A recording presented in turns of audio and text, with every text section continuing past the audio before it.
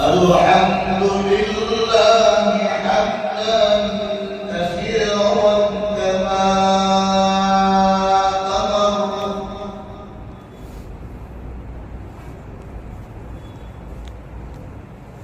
ونشهد أن لا إله إلا الله وحده لا شريك له في الخلق والأمر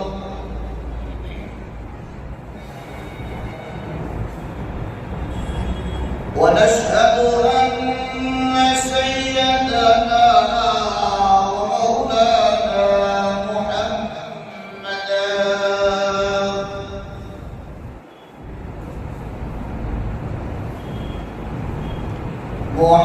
محمدا عبده ورسوله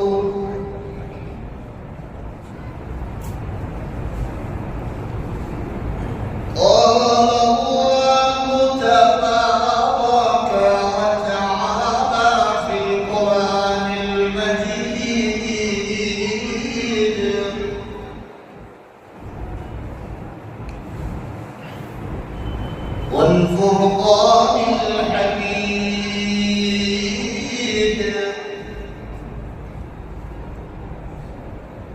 أعوذ بالله من الشيطان الرجيم بسم الله الرحمن الرحيم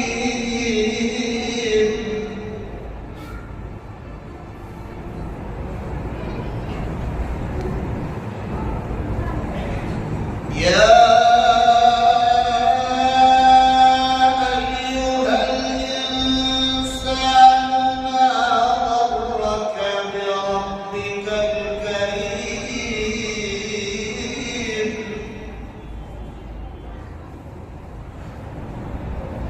وقال الله تبارك وتعالى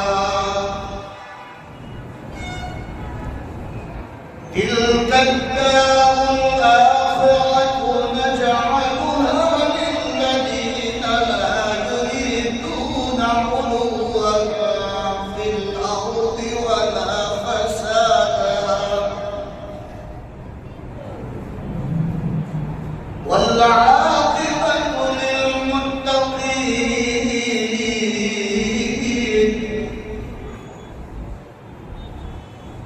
وقال الله تبارك وتعالى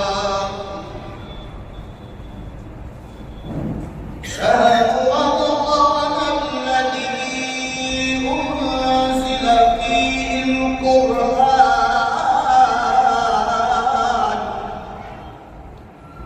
هدى للناس وبينات من الهدى والفرقان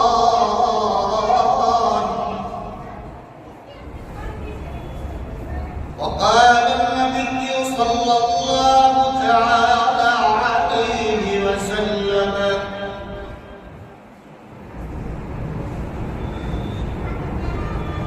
اللهم سلمني لرمضان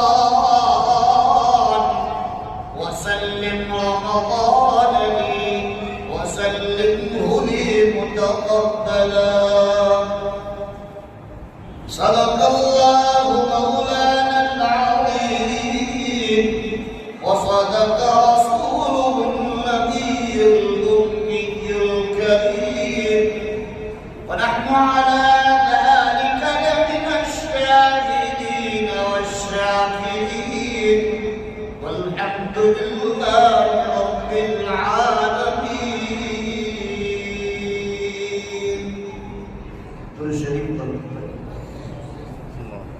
اللهم صل وسلم وبارك على سيدنا ونبينا وحبيبنا وسندنا ومولانا محمد صلى الله عليه وسلم.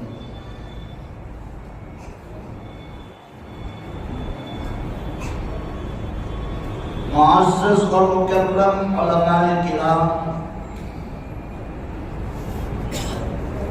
حاضرین مجلس، عزیز دوست اور بزرگوں، عزیز نوجوان میرے بھائیوں، آپ لوگوں کے سامنے قرآن حکیم کی چند آیت شریفہ اور اللہ کے آخری نبی، تمام نبیوں کے سردار، آقائے نامدار، تاجدار مدینہ، سبز گنبد کے مکی، کالی کملی والے، سنہری جالی والے محمد رسول اللہ صلی اللہ تعالی علیہ وسلم کی ایک پیاری دعا اللہ کے رسول نے بتلائی، وہ آپ کے سامنے تلاوت فرمائی ہے۔ دعا کرے کہ اللہ رب العزت مجھے بات کو صحیح صحیح کہنے کی توفیق عطا فرمائے۔ اللہ ہم سب کو دھیان سے سننے کی توفیق بخشے، اللہ عمل کی توفیق عطا فرمائے، اور اللہ امت کا درد عطا فرما کر امت تک صحیح علم پہنچانے کے لیے اللہ مجھے بھی اور آپ کو بھی سب کو عافیت کے ساتھ قبول فرمائے۔ عزیز میرے بھائیوں، آپ لوگوں کے سامنے دو باتیں عرض کرنا ہے، وقت زیادہ نہیں لوں گا، ابھی 8:07 ہوئی ہے، 8:45 پر اپنی بات کو انشاءاللہ ختم کر دوں گا۔ بولو انشاءاللہ، اللہ مجھے وعدے کے مطابق اتار بھی دے۔ اب جو دو باتیں آپ کے سامنے عرض کرنا ہے، بیان نہیں کرنا ہے، اس کا مذاکرہ کرنا ہے۔ یوں اپنی زبان میں کہوں، علماء کی زبان میں کہ تکرار کرنا ہے کہ ان فتنوں کے زمانے کے عالم میں، فتنوں کے زمانے کے دور میں آج ہمیں ہماری بھی فکر کرنا ہے اور ہمارے اولادوں کی بھی فکر کرنا بہت ضروری ہے۔ میں آپ کو احساس کے لیے ایک پوائنٹ بتلا دیتا ہوں کہ 2022، 23 اور 24 یہ 3 سال کا پورا ریکارڈ پورے انڈیا کا بتلاتا ہوں کہ 2.5 لاکھ مسلمان کی بیٹیوں نے ایمان چھوڑ کر غیروں کے ہاتھ میں ہاتھ ڈال دیا۔ اگر اسی میٹھی نیند میں اور آپ سوتے رہے، میں اور آپ اپنی اولادوں کی فکر نہ کرتے رہے، تو یاد رکھنا آئندہ ہماری اولاد ایمان پر باقی رہنا بڑی مشکل ہو جائے۔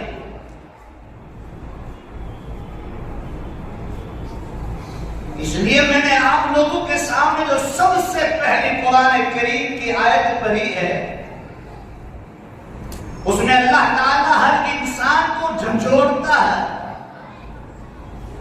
اس کے دل اور دماغ کو ٹٹولتا ہے کہ ہوشیار ہو جاؤ، اگر تم نے عقل مندی کا ثبوت نہ دیا تو تمہارے ایمان کا بھی خطرہ ہے اور تمہاری نسلوں کے ایمان کا بھی خطرہ ہے۔ قرآن پاک میں اللہ نے ارشاد فرمایا، یا ایھا الانسان ما غرک بربک الکریم،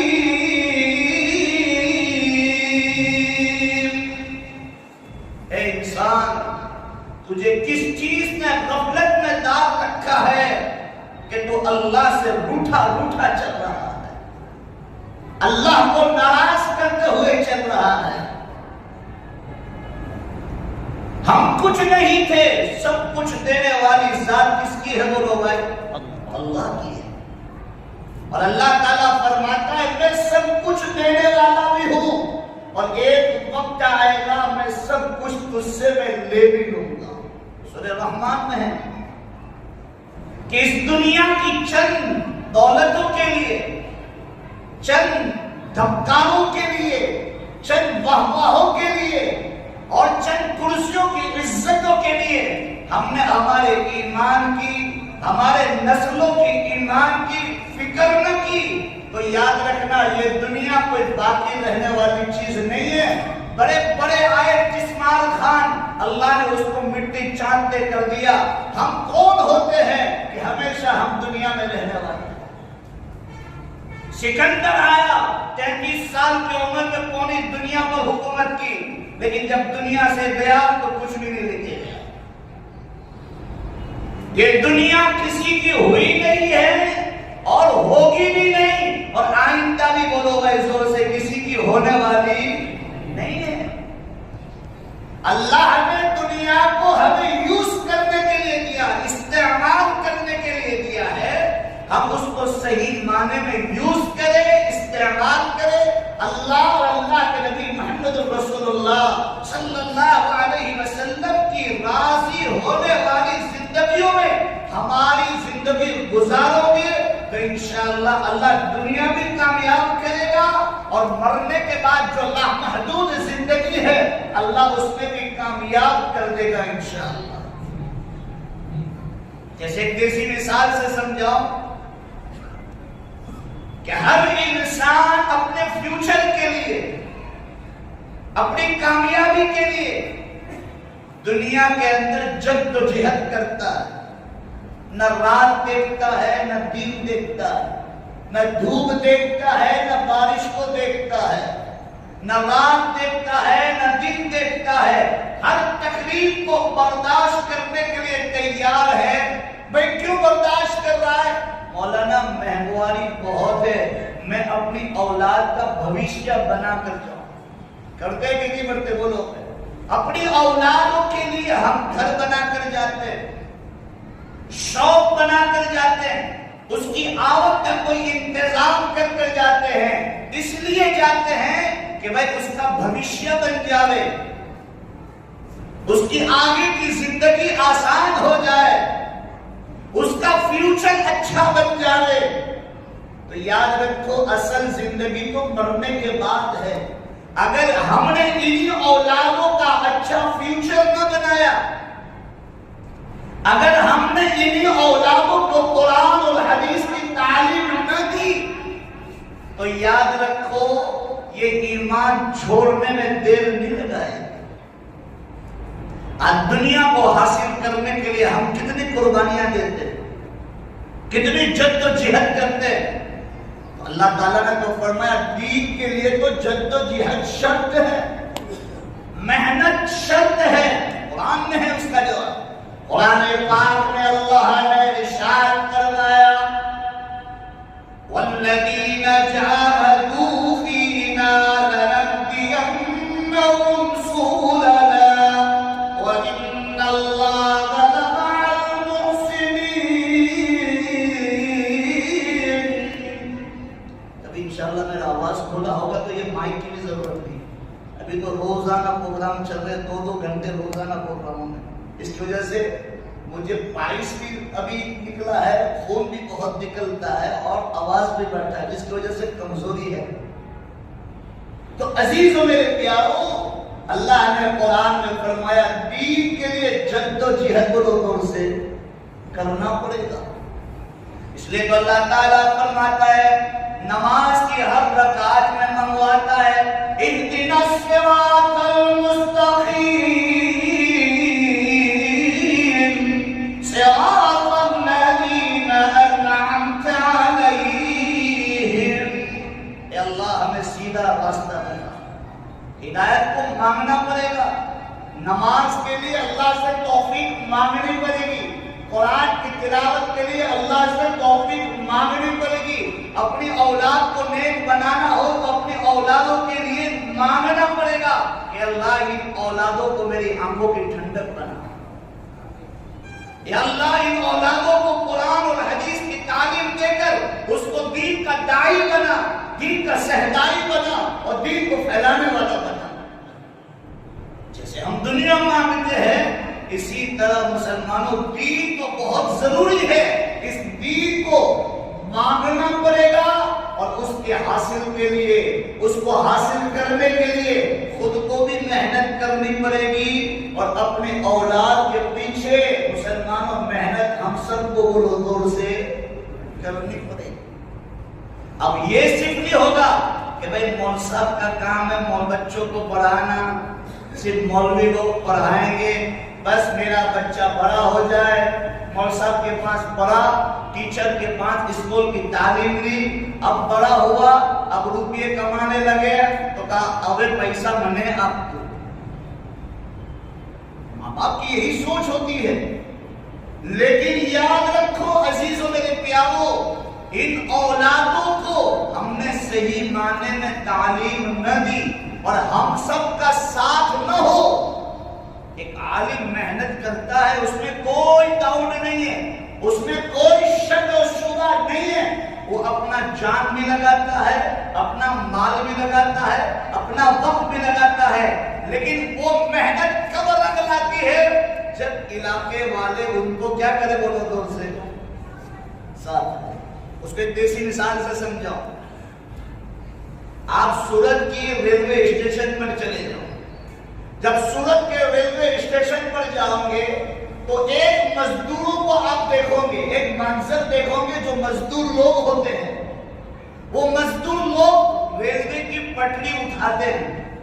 جب ریلوے کی پٹری اٹھاتے ہیں تو 20-25 بندے اس کے ساتھ ہوتے ہیں اور اس کے ساتھ اس کا مینیجر بھی ہوتا ہے، اس کا کیپٹن بھی ہوتا ہے۔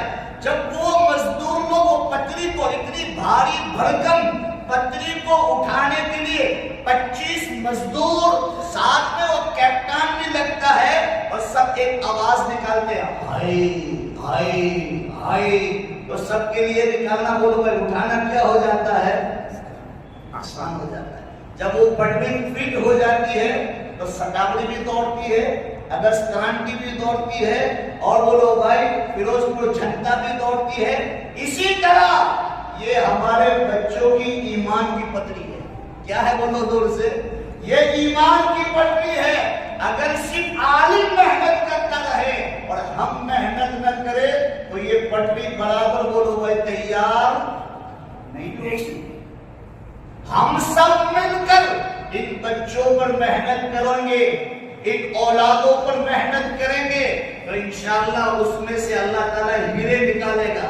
کوئی حافظ قرآن نکلے گا، کوئی عالم دین نکلے گا، کوئی قاری نکلے گا، کوئی مفتی نکلے گا، کوئی شیخ الحدیث نکلے گا، کوئی مقرر نکلے گا، کوئی داعی الی اللہ نکلے گا، اور سب مل کر انشاءاللہ دین کی فکر کریں گے تو پوری دنیا کے اندر بولو بھائی کلمے کی ہوا اللہ تعالیٰ بھیج دے گا۔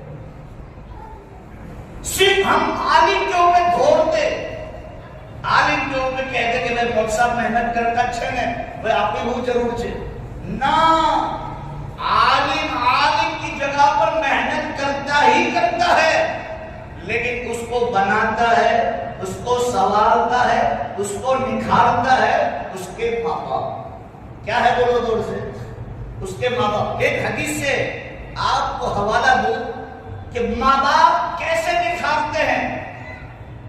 اگر اللہ کے رسول صلی اللہ علیہ وسلم حسن اور حسین کو ساتھ میں بیٹھ کر کھانا نہ کھلاتے تو ہمیں یہ پتہ نہ چلتا کہ اللہ کے رسول نے حسن حسین کو یہ سکھایا کہ بیٹا ہاتھ دھو کر کھاؤ، بیٹا سنت کے مطابق بیٹھ کر کھاؤ، اپنے سامنے سے کھاؤ، سیدھے ہاتھ سے کھاؤ۔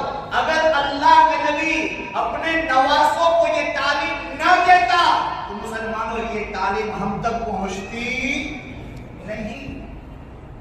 مدرسے میں بچہ قرآن پڑھتا ہے، قرآنی قاعدہ پڑھتا ہے، اپنا پارا پڑھتا ہے، اب وہ قاعدہ اور دعائیں، وضو کے فرائض، غسل کے فرائض اور کپڑا کیسا پہننا کیسا نہیں پہننا، یہ تمام چیزیں کہاں بنتی ہے وہ لوگ اپنے گھر کے اندر۔ تو ان بچوں کے اندر مسلمانوں ہمیں محنت کرنے کی ضرورت ہے۔ جو علماء، جو اڑوس پڑوس کے ہمارے علماء ہیں جو بیچارے دن رات ہماری مسجدوں کے لیے بچوں کے لیے محنت کرتے ہیں، تو بس ان کو تو اتنا چاہیے کہ بھائی ان کا ساتھ، تمہارا ساتھ چاہیے. کیا چاہیے بولو زور سے؟ جیسے ہمارے پی ایم صاحب کا ایک نعرہ ہے، سب کا ساتھ، سب کا وکاس، سب کا وشواس. اگر ہم نے سب کا ساتھ دیا، اب کان کھول کر سنو، وہ تو دنیا کا نعرہ ہے لیکن وہ نعرے کو میں نے دین میں بدلا ہے.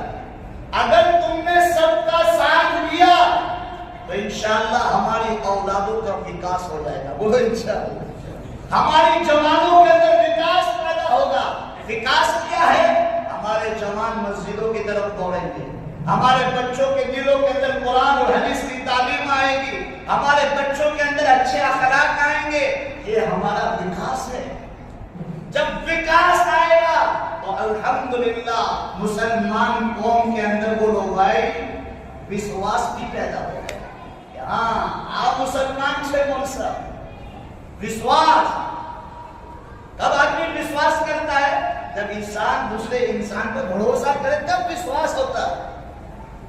تو ہمیں سب مل کر ان فتنوں کے دور کے اندر ہم سب کو ہمارے ایمان کی بھی فکر کرنا ہے اور اپنے اہل و عیال کے ایمان کی بھی فکر کرنا ہے. کرو گے؟ بولو انشاءاللہ. بسم اللہ الرحمن الرحیم. شروع کرتا ہوں اللہ کے نام سے جو بڑا مہربان نہایت رحم والا ہے.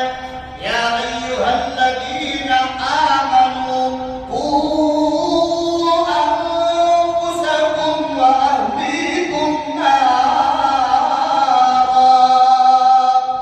اے ایمان والو، اپنے آپ کو بھی جہنم کی آگ سے بچاؤ اور اپنے اہل و عیال کو بھی جہنم کی آگ سے بچاؤ.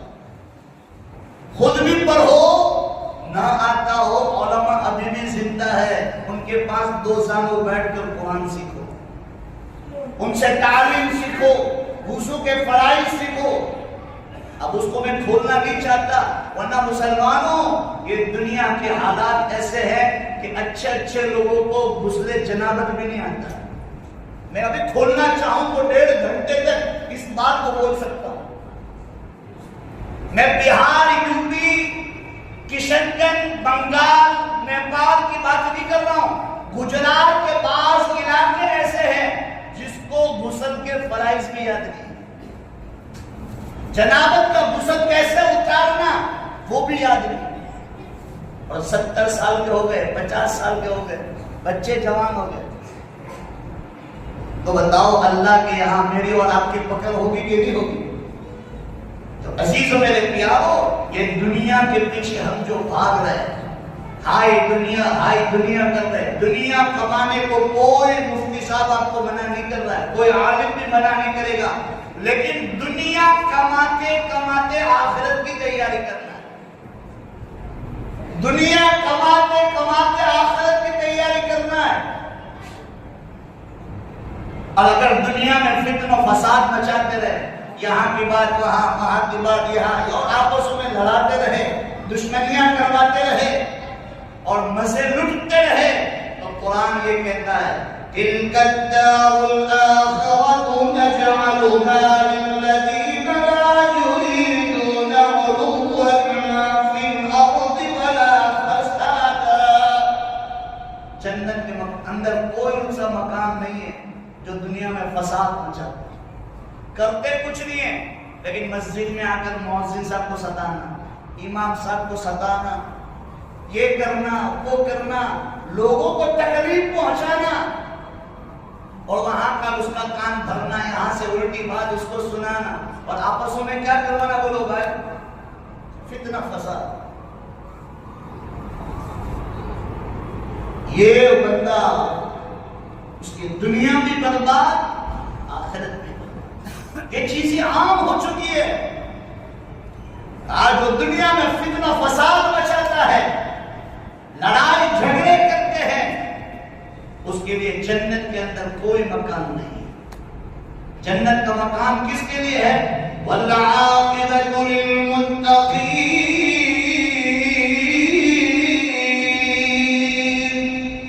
جو تقوی اختیار کرے، جو اللہ سے تیار ہے اس کے لیے، الگ الگ نعمتیں اللہ تعالیٰ نے بنائی ہوئی ہے اس کے۔ تو عزیزوں میرے پیارو، میں آپ کے سامنے یہ عرض کر رہا ہوں، جو اللہ نے دنیا مجھے اور آپ کو یوز کرنے کے لیے، استعمال کے لیے دی ہے، موت کے جھٹکے پر اللہ تعالیٰ یہ پوری دنیا کو کیا کر لے گا؟ مجھ سے اور آپ سے۔ سورہ رحمان میں، قرآن پاک میں اللہ نے دوسری جگہ ارشاد فرمایا، کل من علیہا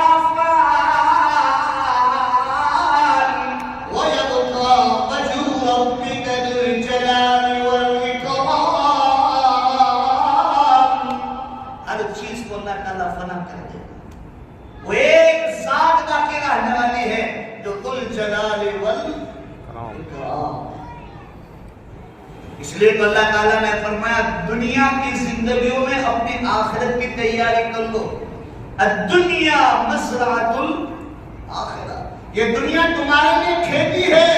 کس کی کھیتی ہے؟ آخرت کی کھیتی ہے۔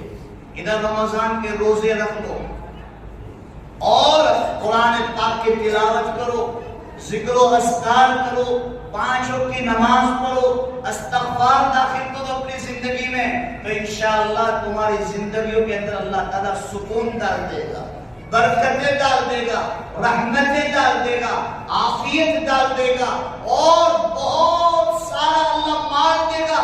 تھوڑی محنت کرو گے اللہ بہت ساری دنیا آپ کو عطا کر دے گا۔ تو آگے رمضان المبارک آ رہی ہے، تو مسلمانوں ہمیں رمضان المبارک کی تیاری بھی کرنا ہے۔ تیاری کیا کرنا ہے؟ کھجور لے کے آؤ، کشتر لے کے آؤ، فالودہ جہاں ملتا ہے جلدی سے لے کے آ جاؤ۔ نہ بھائی نہ کھانے پینے کی تیاری نہیں کرنا، ہمیں تو رمضان المبارک کی وہ تیاری کرنا ہے کہ بھائی ہماری پچھلے زندگی کی جو ہم سے خطا ہو گئی ہے، جو ہم سے غلطیاں ہو گئی ہے، وہ اللہ کے سامنے سچی اور پکی توبہ کر ہمارے دل کو صاف کر لے۔ کل میں رات کو گودرا سے بھی اوپر مورا کے اندر تھا، 2 گھنٹے تک اس پر بات کی میں نے کہ یہ دل صاف ہوگا، دل تو ہر چیز کا نورانیت اس دل میں اترے گی۔ اگر یہی برتن گندا ہوگا تو یاد رکھو کوئی چیز اندر داخل ہونے والی، انٹر ہونے والی نہیں۔ آج کہتے ہیں نا مولوی صاحب قرآن تو لوگ پڑھتے ہیں لیکن دل پر اثر نہیں ہوتا ہے، مولانا بیان تو بہت سنتے ہیں لیکن بولو بھائی اثر نہیں ہوتا ہے۔ کیوں نہیں ہوتا ہے پتہ ہے؟ یہ گناہوں کی نحوست ہے۔ کیا ہے؟ بولو دور سے، گناہوں کی نحوست۔ قرآن پاک میں اللہ تعالیٰ نے سورہ بقرہ کے پہلے رکوع میں اللہ تعالیٰ نے فرمایا ختم اللہ علی قلوبہم وعلی سمعہم وعلی ابصارہم غشاوہ۔ اگر تم اس دل کو گناہ کرتے کرتے کرتے کرتے سخت کر دو گے تو یاد رکھنا، چاہے یہ کفار مشرکین کے لیے آیت نازل ہوئی ہے لیکن یہ دل پر کوئی چیزیں اثر کرے گی نہیں۔ ختم اللہ علی قلوبہم، گناہوں کی نحوست کی وجہ سے اللہ یہ دل کو سخت کر دے، کوئی دل پر اثر نہیں ہوگی۔ وعلی سمعہم وعلی ابصارہم غشاوہ،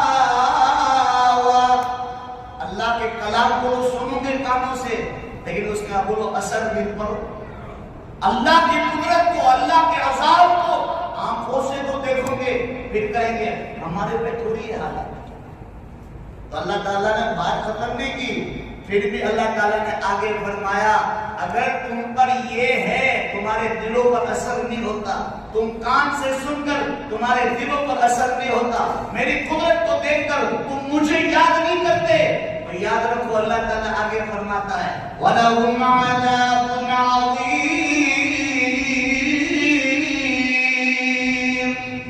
یہ بھی بہت بڑا عذاب میرا تم پر ہے۔ آپ مسلمانوں کتنے لوگ ایسے ہیں قرآن سنتے کوئی اثر نہیں ہوتا۔ ہمارے بھروچ ضلع کے اندر ایک بادشاہ گزرا ہے، یہ سنا دیتا ہوں، اس کا نام ہے محمد ڈیگرا۔ جس کو کتاب پڑھنی ہو تو گجراتی میں میرے پاس ہے، محمد ڈیگرا۔ یہ محمد سلطان محمد ڈیگرا جو ہے علماء کی مجلسوں میں بیٹھتا تھا. پہلے کے جو علماء تھے ہمارے اور جو بادشاہ تھے وہ جو بڑے بڑے تھے وہ اپنے علماء کی مجلسوں میں بیٹھتے تھے تو ان کے ایمان میں تازگی ہوتی تھی.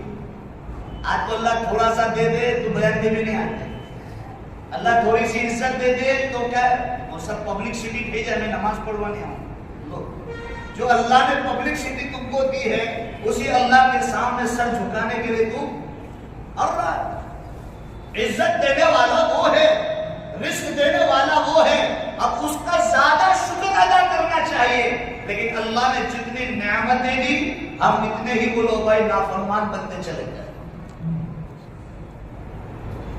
یہ محمد دیگڑا, سلطان محمد دیگڑا علماء کی مجلس میں بیٹھا ہوا تھا اور قرآن کے اوپر بات چل رہی تھی, قرآن کے فضائل پر بات چل رہی تھی کہ قرآن حافظ ہونا اتنی بڑی دولت ہے, اتنی بڑی دولت ہے اور اللہ ایسا مقام دیتا ہے. تو محمد دیگڑا نے ایک زور سے آہ بھری, کاش میرے خاندان میں بھی کوئی حافظ قرآن. یہ آہ اپنے بیٹے خلیل نے سنی. کس نے سنی بولو بھائی؟ خلیل نے سنی. اور اپنے باپ کی ہائی اور ہائیویلا سن کر وہ وہاں سے کھڑا ہوا, بروڈے چلا گیا. اور بروڈے کے اندر ایک محل کے اندر 1 سال تک وہ قرآن یاد کرتا تھا. کتنے سال تک؟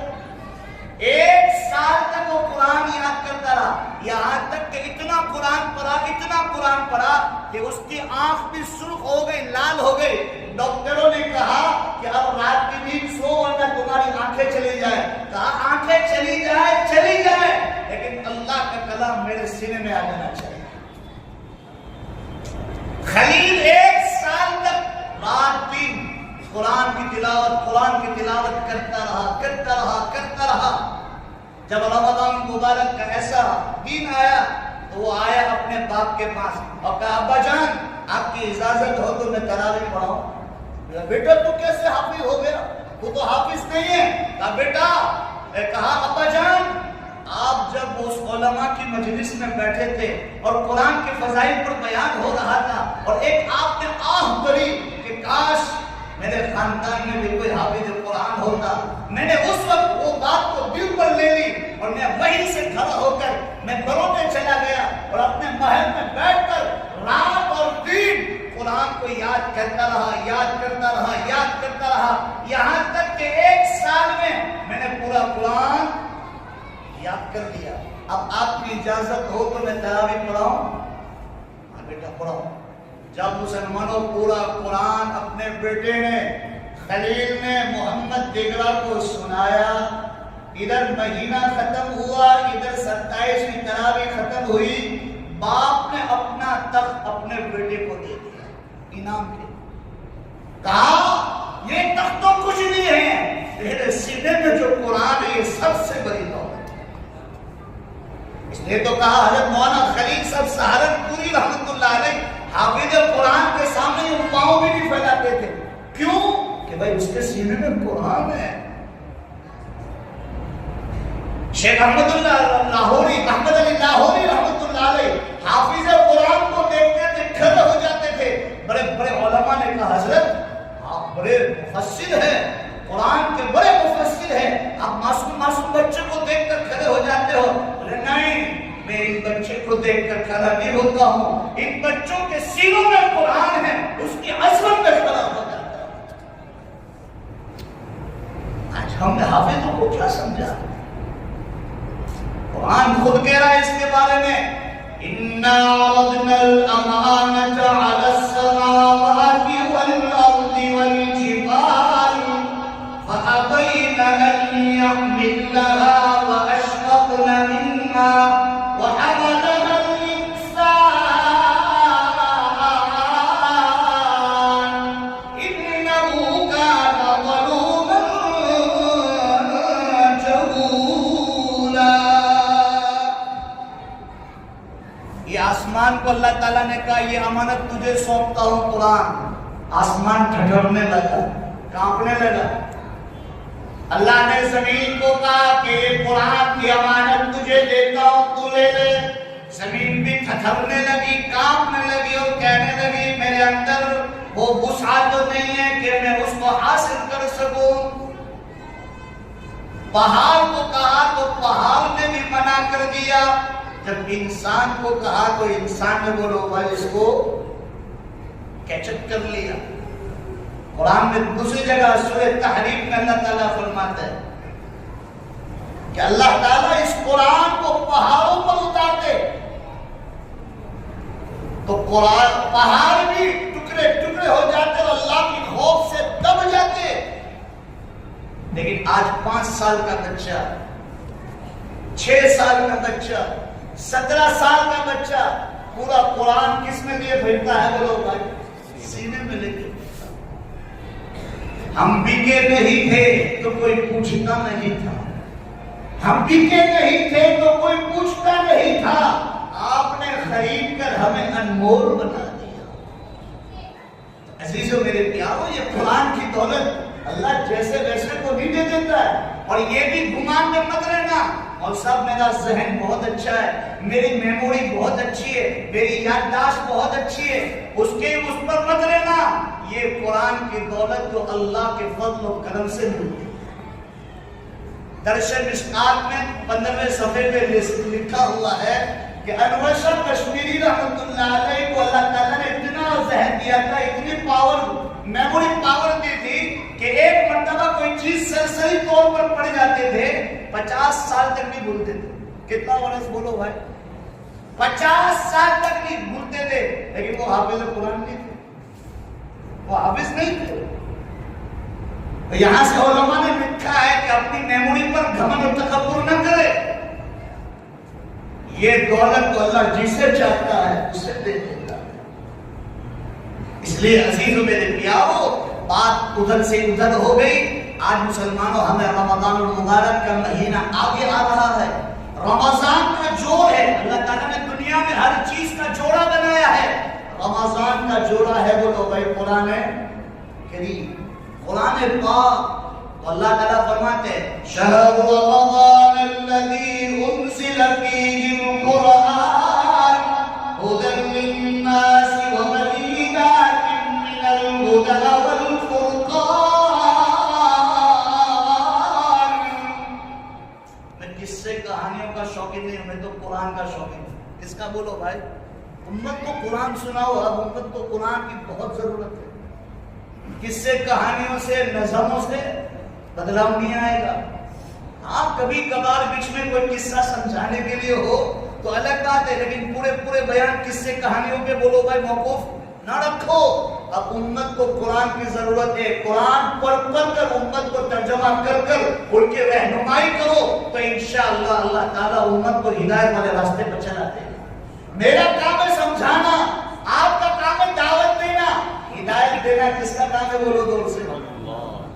یہ قرآن ایک ایسی چیز ہے کہ چاہے جتنا بھی آپ کا بڑا دشمن بیٹھا ہو، آپ کا بڑا مخالف بیٹھا ہو، آپ کا بڑا مسلمانوں خون پینے والا بیٹھا ہو، لیکن جب اس کے سینے پہ قرآن کی آیتیں پڑھتی ہے نا، اللہ اس کے دل کو کیا کر دیتا ہے؟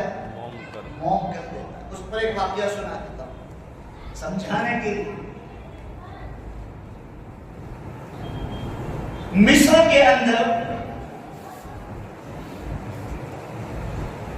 ایک بادشاہ گزرا ہے، جمال عبد الناصر، تقریباً اب سے 40 سال پہلے گزرا ہوگا۔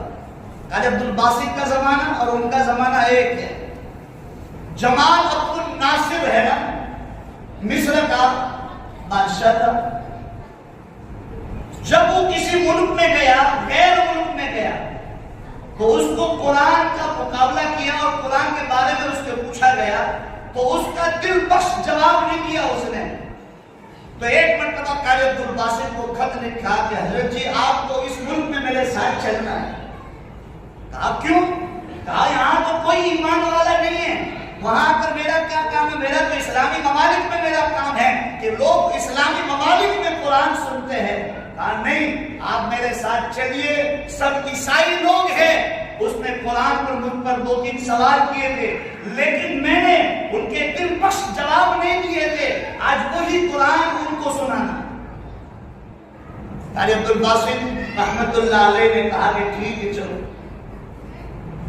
جمال عبد الناصر کے ساتھ جب غیر ملک کی طرف گئے اور کہا کہ بھائی آج ہمیں کچھ سنانا ہے، جب فاسٹ بریک ہوتا ہے چائے ناشتے کے لیے تھوڑا سا وقت ہوتا ہے نا، وہ وقت پر قاری عبد الناصر نے کہا کہ مجھے کچھ آپ کو سنانا ہے، یہ میرا ساتھی میرے ساتھ آیا ہے، وہ آپ کو کچھ سنانا چاہتا ہے۔ قاری عبد الباسط رحمت اللہ علیہ نے، اللہ ان کی جنت کو، ان کی قبروں کو جنت سے معطر فرماوے، اور ان کی قبروں کو اللہ تعالیٰ نور سے منور فرماوے، اور اللہ ان کی قبروں پر کروڑا رحمت نازل فرمائے، جنہوں نے پوری دنیا میں اللہ کا کلام سنایا۔ جب وہ عیسائیوں کے سامنے قرآن سنانے کے لیے بیٹھے اور سورہ مریم پڑھی، کوئی ایمان والا نہیں بیٹھا تھا۔ جب انہوں نے سورہ مریم کرنا شروع کی، کاف ہا یا عین صاد ذکر رحمت ربک عبدہ زکریا، جب پڑھنا شروع کیا، حضرت قاری صاحب کی عادت تھی کہ دونوں ہاتھ کان پہ رکھتے تھے اور آنکھوں کو بند کر دیتے تھے۔ حضرت نے پونے گھنٹے تک یہ واقعہ بیان کرنے والا کون ہے بتا؟ حضرت مولانا ذوالفقار صاحب نقشبندی دعوت بنتا تھا۔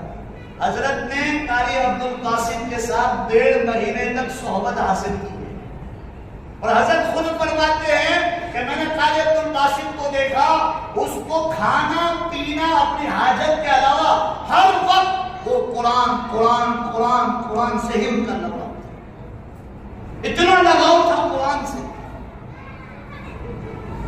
جب قاری عبد الباسط نے 1.25 گھنٹے تک سورہ مریم سنائی، قاری عبد الباسط خود فرماتے ہیں کہ ایسی سورہ مریم میں نے کبھی پہلے پڑھی بھی نہیں تھی اور اس کے بعد بھی نہیں پڑھی۔ کیوں؟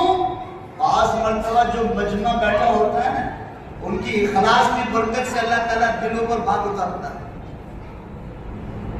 اس لیے کہا جاتا ہے کہ اچھی طرح وضو کر کے آؤ، اور جس کی امام کے پیچھے نماز پڑھ رہے ہو، اگر امام کی غلطی گئی تو امام کو کمزور مت ٹھہراؤ۔ کیوں؟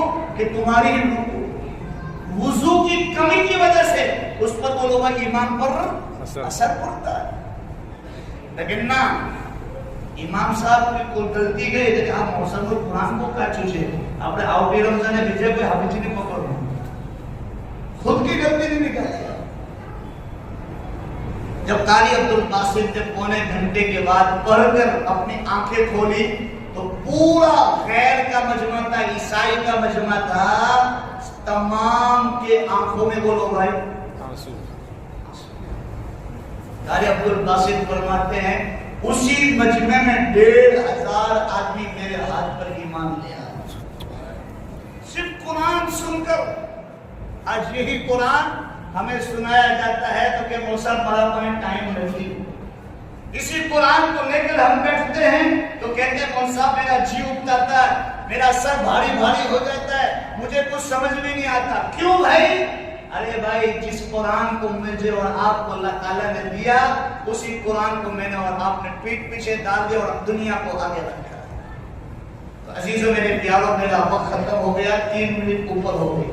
اب دھیان سے سن لو کہ ہم رمضان کی تیاری کریں گے، بولو انشاءاللہ۔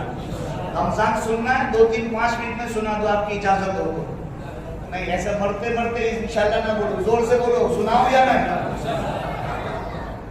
رمضان المبارک کا مہینہ اور قرآن، یہ دونوں کی جوڑی ہے، یہ دونوں کا جوڑ ہے۔ یہ رمضان المبارک آ رہا ہے، اللہ کے رسول صلی اللہ علیہ وسلم رمضان المبارک کی تیاری 2 مہینے سے پہلے کر رہے ہیں، اور یہ دعا مشہور ہے، اللہم بارک لنا فی رجب و شعبان وبلغنا رمضان۔ کہ اللہ میری عمر میں برکت عطا فرما، رجب اور شعبان کے مہینے میں، اور ہمیں رمضان تک پہنچا۔ اور جب رمضان کا مہینہ آ رہا تھا، صحابہ کرام رضوان اللہ تعالی علیہ مجمعین بیٹھے ہوئے، میں اپنے نبی کا استقبال بتلاتا ہوں، رمضان کا استقبال کیسے کرتے تھے۔ ان کو رمضان کی آمد کی کتنی خوشی تھی۔ اللہ کے رسول نے فرمایا صحابہ بیٹھے ہوئے تھے اور اچانک فرمایا ماذا یستقبلکم وماذا تستقبلون، دیکھو وہ کون آ رہا ہے۔ صحابہ پیچھے موڑنے لگے، آپ کوئی وحی نازل ہو گئی، کوئی دشمن آ گیا۔ حضرت عمر رضی اللہ تعالیٰ عنہ کھڑے ہوئے، اللہ کے رسول کوئی وحی نازل ہوئی؟ کہنا کوئی دشمن آ گیا؟ انہوں نے ماذا یستقبلکم وماذا تستقبلون، دیکھو وہ کون آ رہا ہے۔ اللہ کے رسول نے فرمایا دیکھو وہ رمضان آ رہا ہے، وہ رمضان آ رہا ہے۔ اور دعا باقاعدہ قرآن اپنے صحابہ کو جیسے سکھایا ویسے یہ دعا سکھائی، اللہم سلمنی رمضان وسلم رمضان لی وسلمہ لی متقبلا۔ اے اللہ سلامتی کے ساتھ رمضان کو ہم تک پہنچا دے اور ہمیں بھی بولو رمضان تک سلامتی کے ساتھ پہنچا دے رمضان تک، اور ہمیں رمضان کے لیے قبول فرما دے۔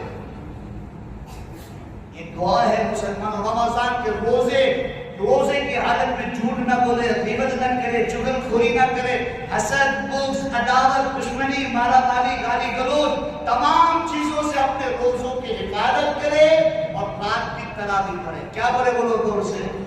رات کی تراویح پڑھے تو انشاءاللہ ہماری رمضان المبارک صحیح معنوں میں گزرے گی۔ اس لیے اللہ کے رسول نے فرمایا من صام رمضان من قام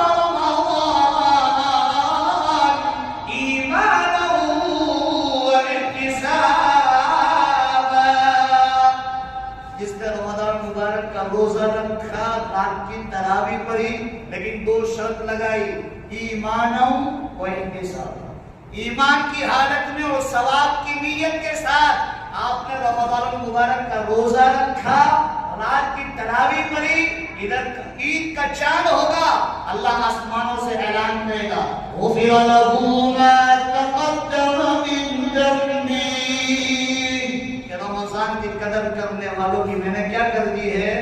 مغفرت کر دی ہے۔ انشاءاللہ واپس ملاقات ہوگی تو آگے بات کریں گے۔ اللہ تعالیٰ جتنی بھی باتیں کہی مجھے اور آپ کو سب کو عمل کی توفیق نصیب فرمائے۔ حضرت مولانا ادریس صاحب اور مولانا